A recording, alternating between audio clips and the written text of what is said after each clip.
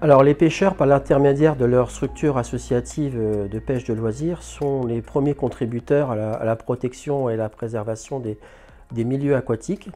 Et toutes leurs actions se concrétisent sur le terrain par des études, telles que l'étude comportementale du brochet sur la Seine auboise. L'étude est portée par l'Union des fédérations du bassin Seine-Normandie. Donc l'étude n'est pas portée uniquement sur notre territoire aubois. Il y a 3 autres fédérations qui portent en même temps que nous cette étude, mais sur des territoires différents et sur des rivières qui sont complètement différentes de l'axe Seine. L'espèce repère qui a été choisie est le brochet. Donc on va permettre aussi de voir à l'échelle du bassin le comportement de cette espèce qui est sans doute différent dans d'autres rivières avec des plus petits débits ou alors dans des zones qui sont complètement différentes de notre territoire. Notre fédération, la volonté de notre fédération par ce type d'études, c'est tout d'abord de répondre à nos missions d'intérêt général qui sont d'utilité publique et relatives à la protection de l'environnement. En démontrant que lorsque les populations piscicoles sont en très bonne santé, on peut dire que aussi on a une très bonne qualité de l'eau. Le brochet est une espèce qui est protégée, qui est très vulnérable, donc il faut vraiment lui porter une attention toute particulière. Et avec de nouveaux éléments sur son comportement, on pourra mieux le connaître et mieux le préserver et mieux gérer sa pêche.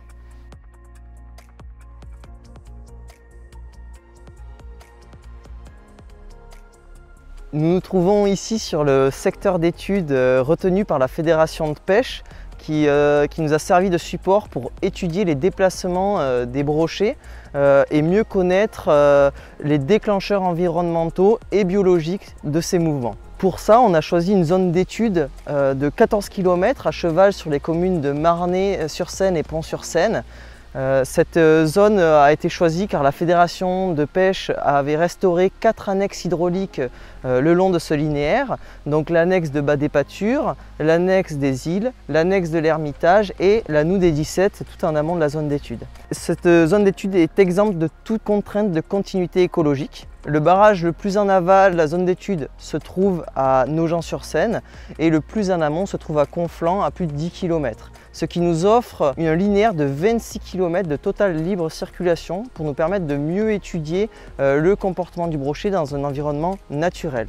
Et cette naturalité se voit encore plus car nous sommes sur un secteur non navigable. Du coup, la morphologie de la rivière ici respecte le style des grandes vallées fluviales. Cependant, la zone est sous forte influence au niveau de ses débits des grands lacs réservoirs de la Seine. Il faut savoir que les grands lacs permettent une restitution différée des débits, ce qui modifie l'hydrologie et la fonctionnalité du limageur.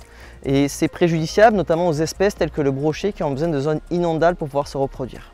Du coup, pour analyser ces déplacements, nous avons fait le choix d'utiliser la technologie acoustique. Donc, c'est-à-dire, c'est relativement simple, des émetteurs sont implantés dans les poissons qui émettent une onde de type acoustique, codée et unique pour chaque poisson, qui est réceptionnée au niveau de récepteurs qu'on appelle hydrophones. Ce sont des antennes subaquatiques qui sont implantées dans la colonne d'eau. Du coup, l'émission et la réception de l'onde se fait dans le même milieu, ce qui nous permet d'augmenter les capacités de détection. Et c'est d'autant plus intéressant que la Seine, sur cette section d'études-là, a des profondeurs oscillant entre 2 et 6 mètres de profondeur. Donc, cette technologie est pertinente pour notre zone d'étude. Pour équiper les poissons en émetteurs, nous avons réalisé une pêche électrique à l'aide d'un electro-fishing boat, qui est un bateau conçu pour pêcher les grands milieux. Via cette pêche, nous avons pu prélever 42 poissons et les équiper d'émetteurs via une petite chirurgie pour implanter l'émetteur dans la cavité générale du poisson, c'est-à-dire le ventre.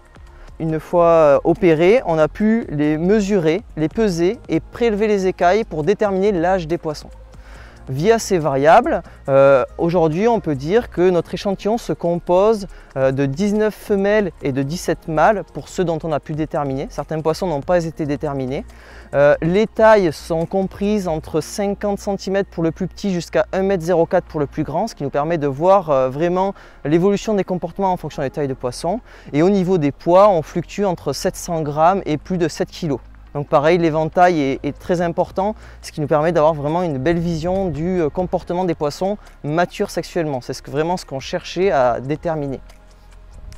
Une fois ce prélèvement fait, les poissons ont été stabulés dans un bac de réveil et une fois qu'ils avaient retrouvé leur capacité de nage, ils ont été restitués au milieu et le suivi a pu commencer. Donc pour suivre ces poissons, comme je vous le disais tout à l'heure, on a utilisé des hydrophones fixes qui servent de portail de détection. Ils étaient 8 le long du linéaire, il y en avait 2 à l'aval, 2 à l'amont pour quadriller les éventuelles fuites au niveau des extrémités de la zone d'étude. Puis après on en a placé un devant chaque annexe hydraulique. Ces hydrophones nous ont permis de baliser la zone d'étude avec des portails de détection, mais aussi de suivre des zones d'intérêt qui étaient les annexes restaurées. Une fois les poissons marqués et l'étude lancée, nous avons récolté les données sur les hydrophones tous les mois et nous sommes venus plusieurs fois par semaine faire ce qu'on appelle un suivi mobile à l'aide d'hydrophones sur un bateau. Donc on avait des hydrophones mobiles, un de chaque côté du bateau, qui nous permettaient de couvrir les zones qui étaient non couvertes par les hydrophones fixes. Ça nous permettait de compléter le maillage. Grâce à cet ensemble de suivi, nous avons pu comprendre l'ensemble des déplacements des brochets sur une durée de 1 an à l'aide de ce suivi-là. Le premier grand résultat de cette étude, il concerne en fait la méthodologie, donc ce suivi acoustique, qui est assez innovant sur le brochet et en rivière. Donc on a vu que c'était une technologie qui marchait bien sur ces grands milieux avec de fortes profondeurs et des milieux assez vastes. La première hypothèse qu'on a voulu tester, c'est est-ce qu'une grande part de brochets parcourt de grandes distances longitudinales. On voit sur les graphiques, à gauche la distance cumulée par les individus et à droite les domaines vitaux pour chaque individu. Donc ce qu'on peut voir, c'est qu'il y a une forte hétérogénéité dans les distances cumulées faites par individu sur toute la durée de l'étude. Avec notamment ce poisson qui a parcouru plus de 70 km alors que certains en ont parcouru 0 km car ils ont été détectés qu'à une seule localisation. Il existe une grande part des individus qui se sont beaucoup déplacés, avec notamment 50% des individus qui se sont déplacés de plus de 12 km en cumulé sur la durée de l'étude. Ce qu'on a appelé le domaine vital dans cette étude, c'est la distance qui sépare la détection la plus en aval d'un individu et sa détection la plus en amont. Ça signifie que durant l'année, cet individu a utilisé tout cet espace du cours d'eau. On voit que beaucoup d'individus ont utilisé une grosse partie de la zone d'étude au cours de l'année, notamment avec 4 individus qui ont utilisé la totalité de la zone d'étude au cours de l'année. Et puis de nombreux individus qui ont parcouru entre 4 et 6 km. Néanmoins, il n'y a pas de réponse unanime de tous les individus à un seul schéma migratoire.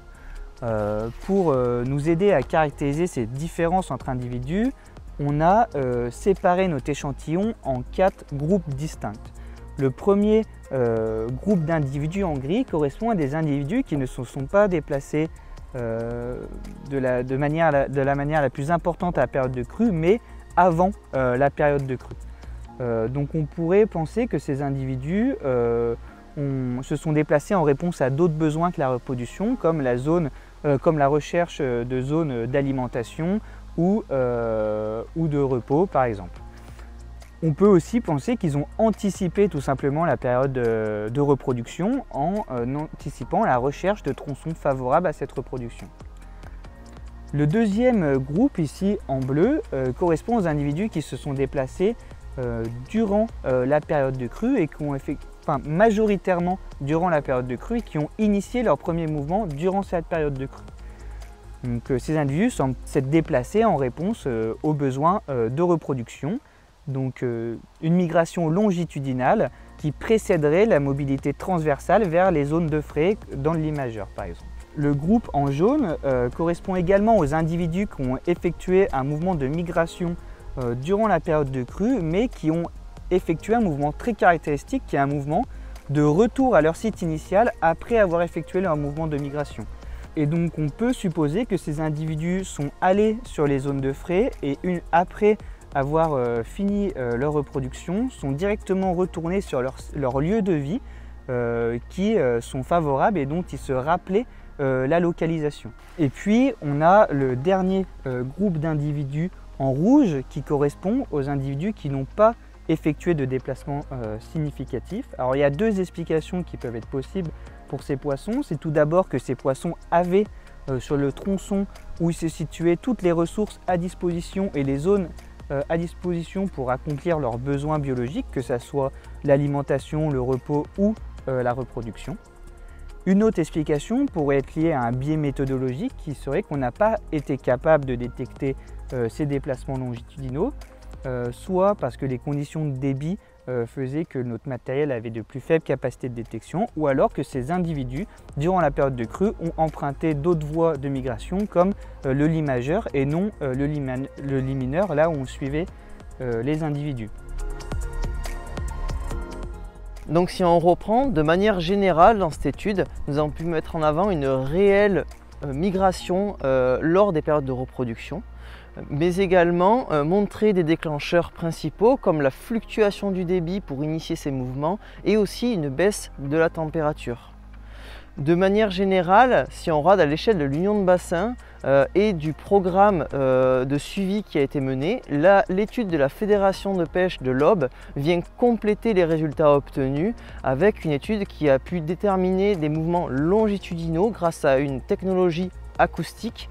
Les autres fédérations faisant partie de ce programme de suivi, en utilisant une technologie radio, ont pu mettre en avant de meilleurs résultats sur la dynamique latérale. Et en cela, nos études sont complémentaires et nous permettront d'avoir une bonne vision à l'échelle de l'Union de bassin sur le comportement des brochets.